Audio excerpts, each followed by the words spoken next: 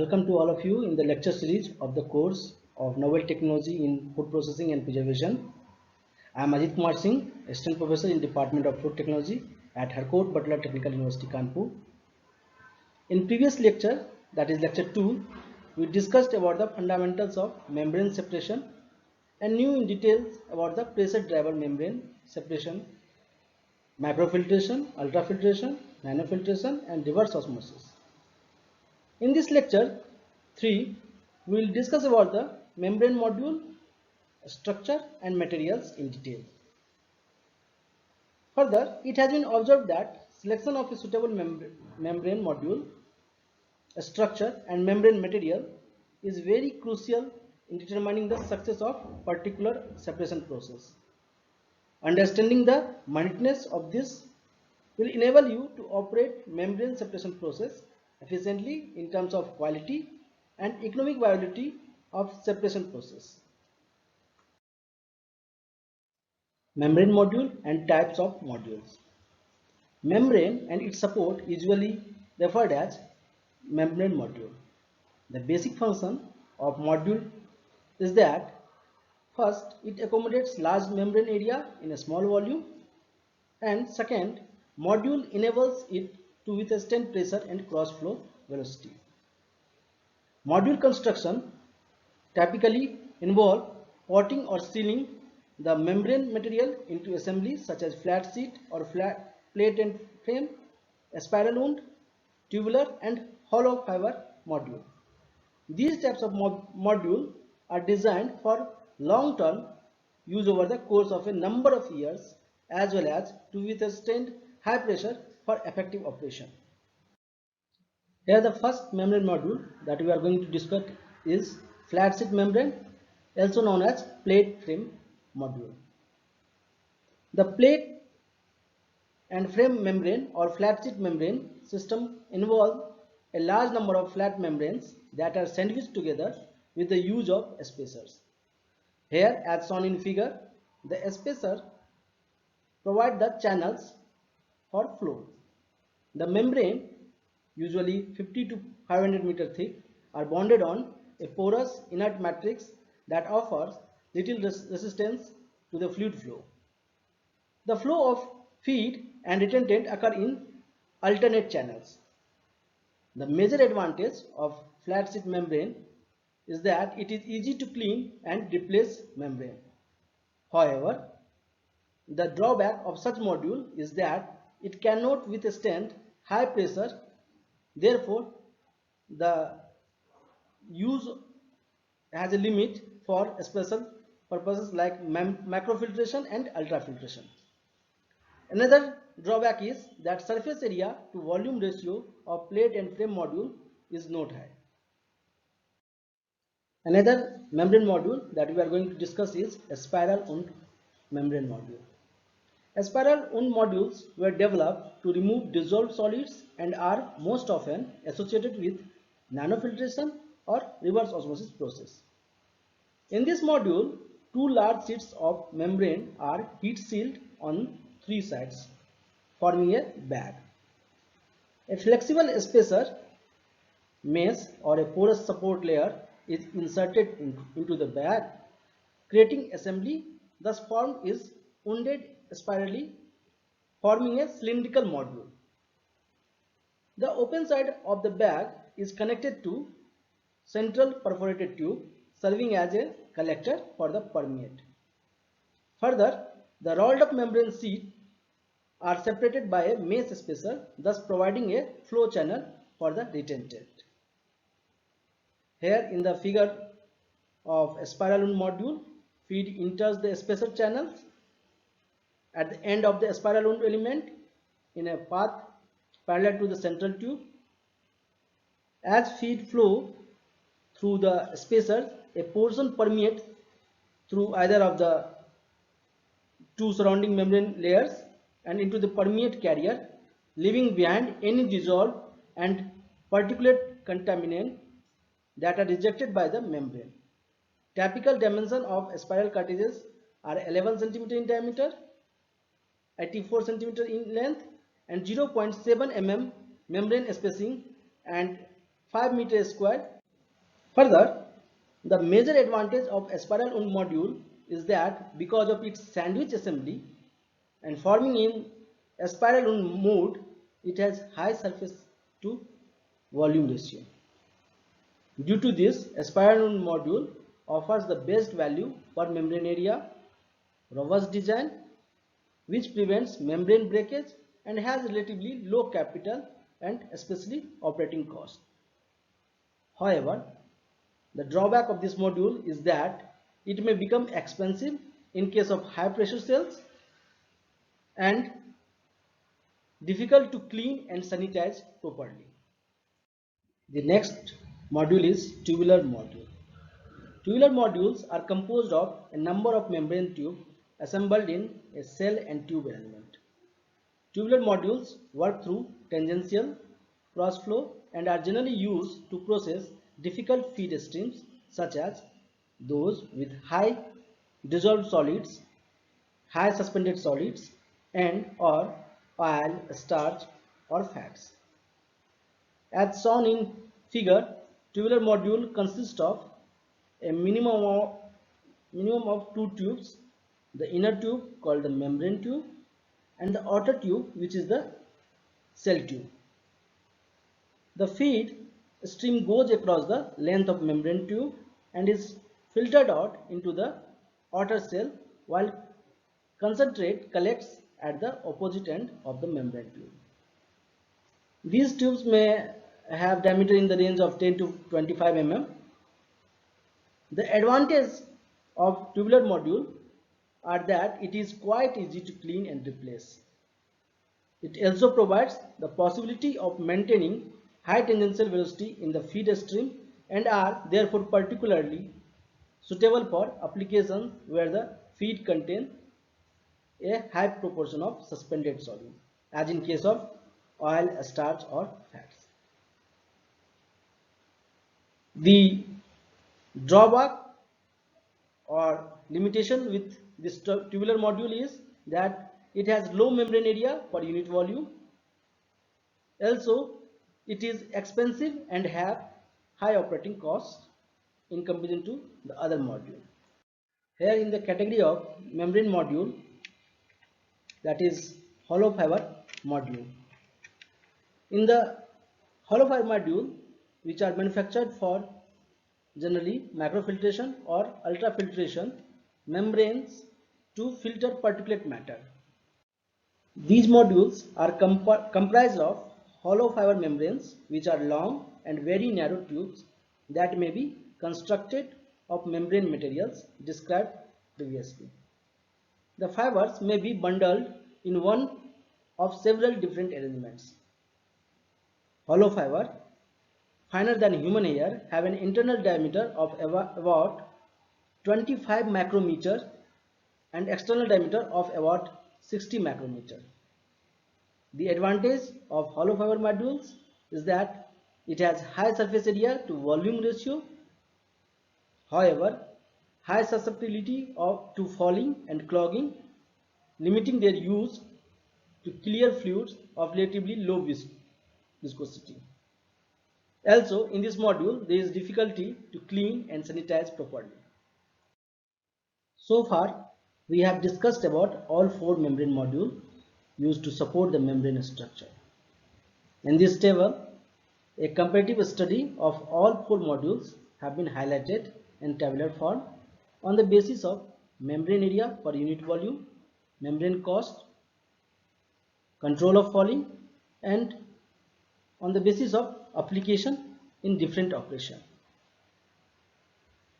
Here, hollow fiber module have highest membrane area per unit volume followed by a spiral wound, that is in the range of 2000 to 5000 meters square per meter cube, followed by a spiral wound module that have a membrane area per unit volume is 800 to 1200, and then plate and frame module that is in the range of 400 to 800 meters square per meter cube, and in last tubular module they have a membrane area per unit volume is quite low in comparison to these three modules, that is 20 to 100. However, in terms of membrane cost, tubular module is expensive because it is used for longer operation and as it controls level of falling during the operation. Also, tubular module has overall major application for the microfiltration, ultrafiltration and reverse osmosis operation. But for the different separation process, the selection of membrane module is chosen on the basis of what we are going to separate during the separation process and the level of reusability as well as cost it counts. Apart from membrane module, there are various configurations of operating a filtration process. The most basic form of filtration is dead end filtration as shown in the figure here. The complete feed flow is forced through the membrane and the filtered matter is accumulated on the surface of the membrane. The dead end filtration is a batch process as accumulated matter on the filter decreases the filtration capacity due to clogging. A next process step to remove the accumulated matter is required in case of dead infiltration. Further, dead infiltration can be a very useful technique for concentrating compounds. Again, in case of cross flow filtration, with cross flow filtration, a constant turbulent flow along the membrane surface prevents the accumulation of matter on the membrane surface. The membrane used in this process are commonly tubes with a membrane layer on the inside wall of the tube as shown in the figure.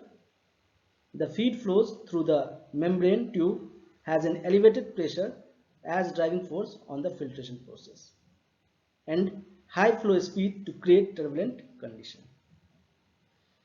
The process is referred to as cross flow because the feed flow and filtration flow direction has a 90-degree angle.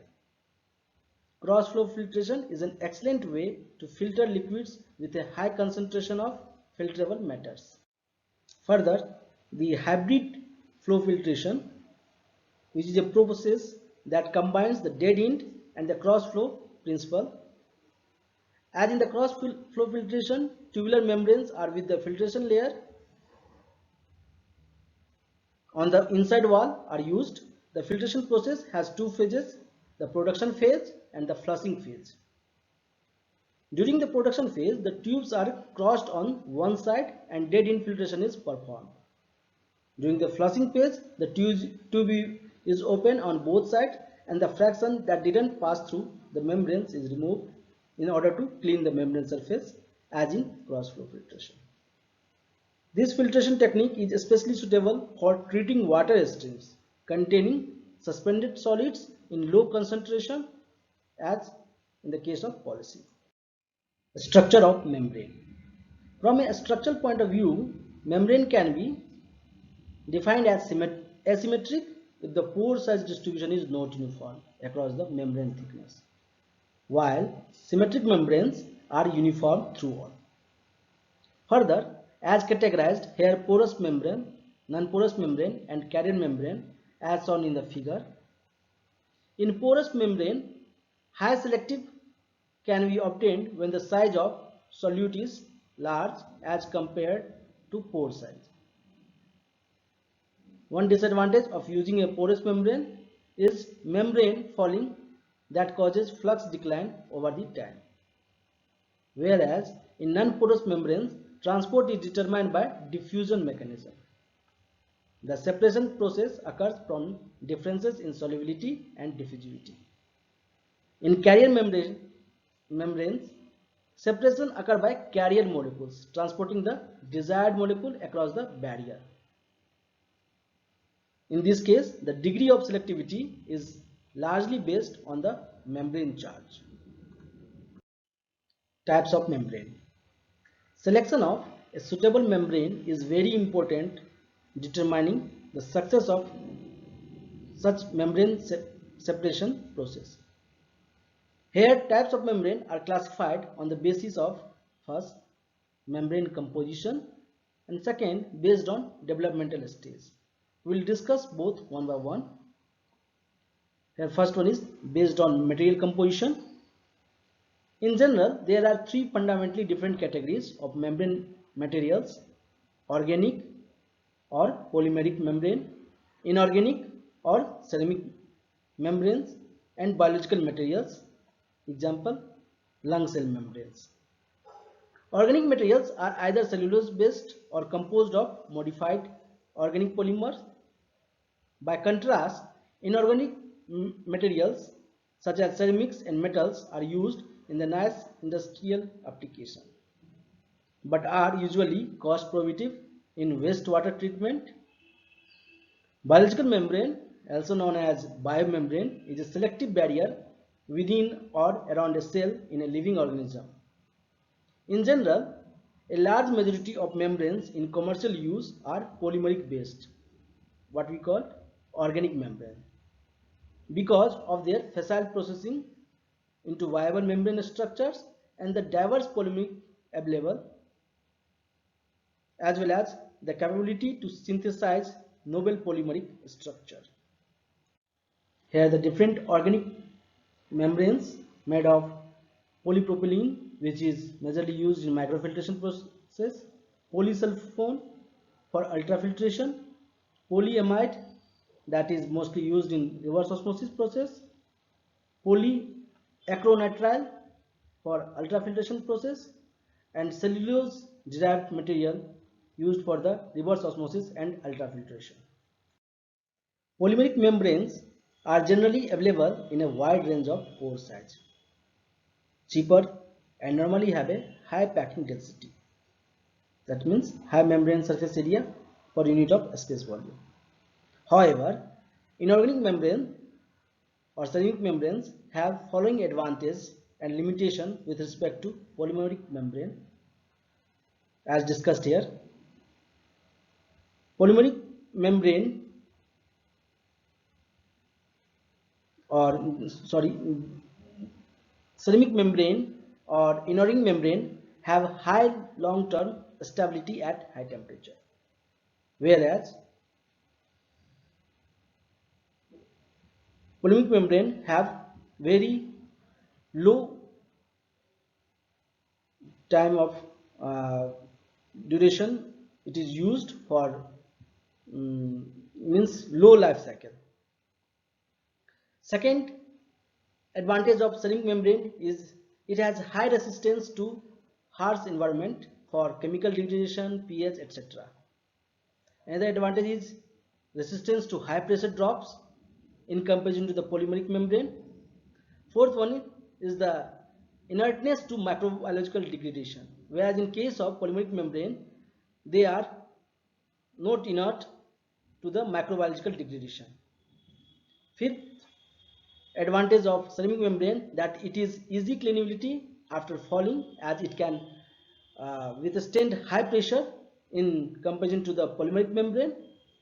And last is the easy catalytic activation. In case of if we have to speed up the membrane separation process, we can do with the help of ceramic membrane. However, the limitation or drawback of ceramic membrane is it is it has high capital cost, and because of this many times it is not used in the membrane separation process. Second is embrittlement phenomenon in case of especially we use palladium membranes. Third drawback is low membrane surface per module volume. Another is difficulty of achieving high selectivity in large scale macroporous membranes.